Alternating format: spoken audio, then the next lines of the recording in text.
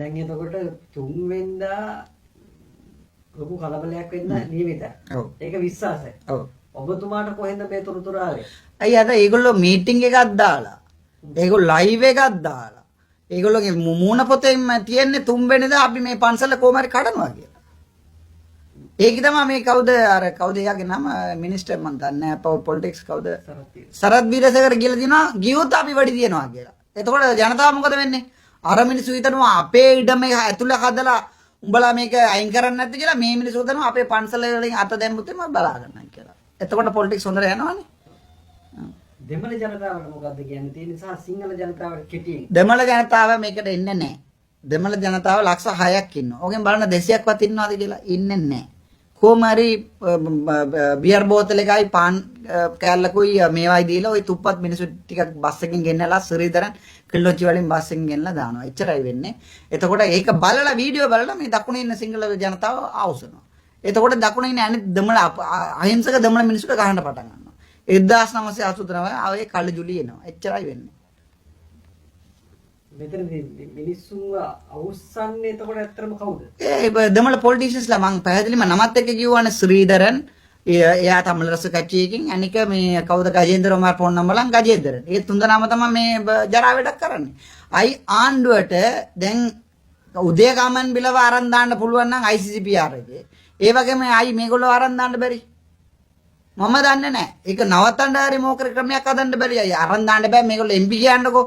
අයි නවත්තන්න මොකර ක්‍රමයක් හදන්න බැරි. එච්චරයි. දැන් එදා DCC මීටින් එකේදී දැඩි චෝදනාවක් කෙල්ලුණා ඔබතුමාට. මම දන්නේ මේක හොරකම් මං නැති. අනිවාර්යෙන්. අම්මටවත් සැලකුවේ නැහැ කිව්වා. ඒක තමයි මේගොල්ලෝ තුප්පත් මේක මම කියන්න ඕනේ මගේ අම්මා 2015 මැරුණේ කැන්සර් එකේ. අම්මා මැරෙනකොට අවුරුද්දක් හිටියේ මාත් එක්ක. මම 2014 බැන්දේ කොල්ල හැදුනේ මගේ පළවෙනි පුතා හැදුවේ 2014. එතකොට කොල්ල මාස 6යි මම ෆයිනල් ඉයර් ප්‍රොෆෙසරියල් අපොයින්ට්මන්ට් එකට යනවා. මම මෙඩිකල් ස්ටුඩන්ට් තාම ඒ කාලේ.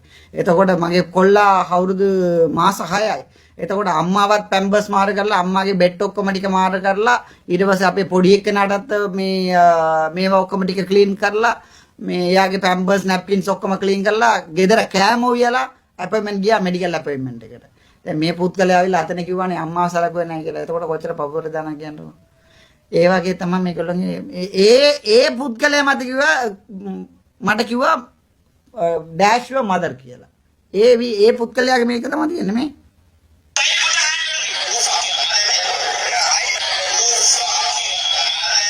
මෙතුමාගේ කඩින් තමයි කියලා තියන්නේ මම අම්මාව බැලුව නැහැ කියලා.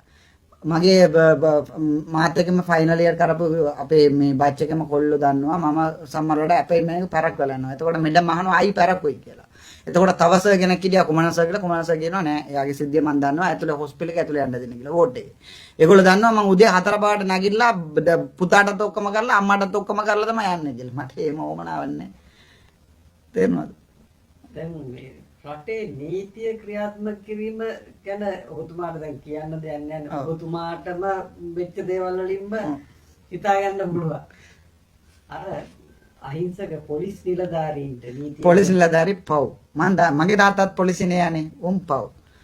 එදා බලන්න එදා මගේ නඩුවත් දවස මට යන්න බැරි වෙලා මේවා වෙලා තිබ්බා. එතකොට උඩින් ගින්නම් උපදිස්ස එනවා ඌ අරස් කරලා මරන් යන්න කියලා පොලිසියට ඒ මොමනාවක් නැහැ. මම ගිහිල්ලා කොටුව පොලිසියෙන් සරන්න වෙනවා. එතකොට කොටුව පොලිසියෙන් මට කියනවා මේ ડોක්ටර් මේ මොෂන් එකක් දාලා මේවා කරගන්න ඔයා වාඩි වෙලා ඉන්න කියලා ලස්සනට කතා කරනවා. හැබැයි උඩින් ඉන්නම් කියනවා ඌ අරස් කරලා වීඩියෝ එකට දාලා පෙන්නපියෝ කියලා. තේරෙනවද? ඒක තමයි අපේ රටේ අපි දුවන්න ඕනේ නැනේ මල්ලියා. මම ප්‍රභාකරන් දෙයියෝ කියලා කියන පුත්කලයාට මේ හෝට්ස් එකට යන්න නැතුව බය වෙලා දුවන්න ඕනද? මම වැරදක් කරලා තියෙනවා නම් වැරද පිළිගන්නවා. දැන් එදා මම අශෝකරන් බලනවා. මම එළියට ඇවිල්ලා ඕබන් අඩියක් ගැව්වා පොඩ්ඩක් වැරදුනා කාර් එක ආවා ඇක්සිඩන්ට් වුණා පොඩ්ඩක් අවුල් කියලා මං සමායිල්ලනවා මේ නඩුවට ගිහිල්ලා. ඒ මම වැරදක් කරලා තියෙනවා නම් මම ට්‍රැෆික් වයලන්ට් එකක් කරලා තියෙනවා නම් මං ගිහිල්ලා නඩුව බීප මිනිහා ඉන්නවද මේ රටේ? බීප නැති මිනිහා ඉන්නවද? බොරු කරපු නැති මිනිහා ඉන්නවද? ඇත්ත කියපියෝ අපි බිව්වා වැරදුනා මාව සමා වෙන්න කියලා. එතකොට ජජ් බලනවා හරි. මෙතුමා ඇත්ත කිව්වා. මෙතුමාට පොඩි දඩියක් දාලා රිලීස් කරමු කියලා. ඒක බොරුවක් ගාලා දැන් මේ ජපාන් සර්ටිෆිකේට් වගේ නෙමෙයි මේක. අනේ කොයි හරි ඔයා දැකලා තියෙනවද වාහන ඇක්සිඩන්ට් වුණාම වාහනේ අරගෙන ගිහලා මෝටර් ට්‍රැෆික් ඩිපාර්ට්මන්ට් එකම රිපෝට් එකක් ගෙනත් දාන එක කොයි හරි දැකලා තියෙනවද? මම පොලිසියට බැන්නා නම් රාජා කිරීම පොලිසියට NBBMP කෙනෙක් බැන්නා නම් පොලිසිය වෙඩ දහනම් කිරීම. සිම්පල් නේ. එතකොට මෙතන තේරෙන්නේ නැද්ද? එතකොට තමයි දෙමළ මිනිසුන්ට එන්නේ අයි දෙමළ මිනිසුන්ට මේම කියලා. මට එම ඉන්නේ නැහැ. මම දන්නවා මේක ආණ්ඩුවේ කරන සෙල්ලමක් කියලා. ඒනොට මේක තමයි තත්ත්වය. දැන් අපි දැක්ක පසුගියදා ගංජා වැටලීමට ගිය පොලිස් නිලධාරියාට සිද්ධ වෙලා තියෙන දේ ඔහුගේ වැඩ තහනම් කරලා ඔහුව පැත්තකටම දාලා දැන් ඔහුගේ දරු පවුලත් එළියට විසික් කරලා දාලා දැන් ඌට පාර බහැලා යන්න විදියක් නැහැ. මේ සම්බන්ධයෙන් පොඩ්ඩක් අදහස්. මම ඇත්තටම දුක මම දන්නේ සිංහල කියන වෙලාව ඇත්තටම දුක හිතනවා මේ පොලිසිය ගැන හිතලා. පොලිසිය යුනිෆෝම් එකේ ඉන්නවුන් කොහමරි නේ. ඒක ඒගොල්ලෝ විතර නෙවෙයි. රජෙන්ලාදාරියොත් කරන්නේ කොහමරි වැඩ කරලා ජොබ් එක කරලා ගෙදර යන්න. කාටවත් කොන්දපණ තියාගෙන වැඩ කරන්න කැමති නැහැ. එක්ක කොන්දපණ තියාගෙන මේ කරනකොට උඩින් කෝල් එකක් එනවා. දැන් අපි හැමදාම බැන හිටියේ මේ කවුද රනිල්ගේ ආණ්ඩුව එකේ, ගෝතාගේ ආණ්ඩුව එකේ නැත්නම් අනිත් අයගේ ආණ්ඩුව එකේ උඩින් ඉන්න මේ ඕඩේ ඉන්නේ කියලා. දැන් මේක දැක්කම මේ හිතන්නේ නැත්නම් මේගොල්ලොත් එකමද ඒකම තමයි කරන්නේ කියලා. මට එකක් කියන්න කැමති මල්ලි. ගෝතාට chance එකක් අම්මනා මේ රට හදාගන්න. හරිද? ඊට පස්සේ හම්බුනේ chance එකක් හම්බුනේ අනුරට. දැන් බලන්නකෝ ඔක්කොම කෙලවිලා තියෙන එකයි.